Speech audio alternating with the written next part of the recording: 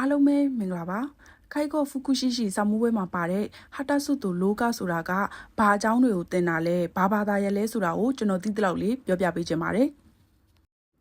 ဘာသာရဲရဲ့နာမည်အတိုင်းဟာတာဆုတူလောကဆိုပြီးရှိရပေါ့နော်အဲ့ဒါကိုကျွန်တော်ကဟာတာဆုကတက်လောကဆိုတာတက်ဆိုပြီးတော့ရှင်းပြပေးချင်ပါတယ်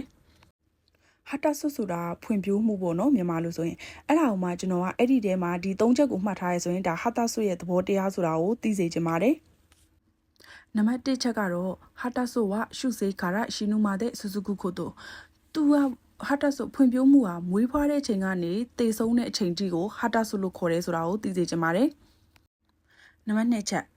ရှင်တိုင်းရှင်လီရှာခိုင်တော့စန်းဆုကုမန်ကအာဒု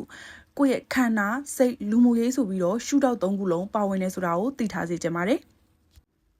နံပါတ်3ချက်နိုလျောကုနောတေကာယဟန်ကာမိုဟာတာဆိုနီဖူကူမာရဲတို့ကိုယ့်ရဲ့စွမ်းရည်တွေကရောကျလာတယ်ပြောင်းလဲလာတယ်အဲ့ဒီဟာတွေကလည်းဟာတာဆိုမှာပါဝင်နေဆိုတာကိုသိထားစေချင်ပါတယ်အဲ့ဒါဆိုရင်တော့အခုပြောပြတဲ့အချက်၃ချက်ကဟာတာဆိုအပိုင်းလေးမှာပါဝင်တာပဲဖြစ်ပါတယ်လောကဆိုတာတော့ကျွန်တော်တို့အသက်ကြီးလို့ပြောင်းလဲလာတဲ့သဘောပေါ့နော်အဲ့ဒါကိုကျွန်တော်ကအချက်၅ချက်ထုတ်ထားပါတယ်နံပါတ်1ချက်ကတော့လောကဝပြောခိတဲ့ဝနိုင်အသက်ကြီးလာတယ်ဆိုတာယောဂမဟုတ်ဘူးဆိုတာကိုသိထားရပါမယ်နံပါတ်2ချက်လောကဝရှိဇနာဆဲလီတေကိဟန်ကတဲ့အာရုလောကဆိုတာကတဘာဝအရာပြောင်းလဲမှုပဲဖြစ်တယ်ဆိုတာကိုလည်းသိထားရပါမယ်နံပါတ်3ချက်လောကဝဓာတ်တဲ့နီတဲမို့အိုခိုရုလူတိုင်းဟာလောကဖြစ်မယ်ဆိုတာကိုသိထားရပါမယ်လူတိုင်းအသက်ကြီးလာမယ်ပေါ့နော်နံပါတ်4ချက်လောကနော်အလာဝရဲခတ်တာနီဝခိုးချင်းစားကအာဒုအသက်ကြီးလာတယ်ဆိုတာတယောက်နဲ့တယောက်မတူဘူးပေါ့နော်ဥပမာဆိုရင်ကျမ်းမာရေးလိုက်စားတဲ့လူဆိုရင်ပိုကျမ်းမာမယ်အဲ့ဒါကျမ်းမာရေးမလိုက်စားတဲ့လူဆိုရင်မကျမ်းမာဘူးပေါ့နော်အဲ့ဒီသဘောမျိုးကိုပြောချင်တာဖြစ်ပါတယ်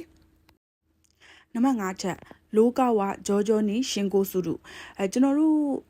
လောကဂျောဂျောနီရှင်ကိုစုရုဆိုတာကျွန်တော်တို့ဥမာဆိုရင်အသက်ကြီးလာရဆိုရင်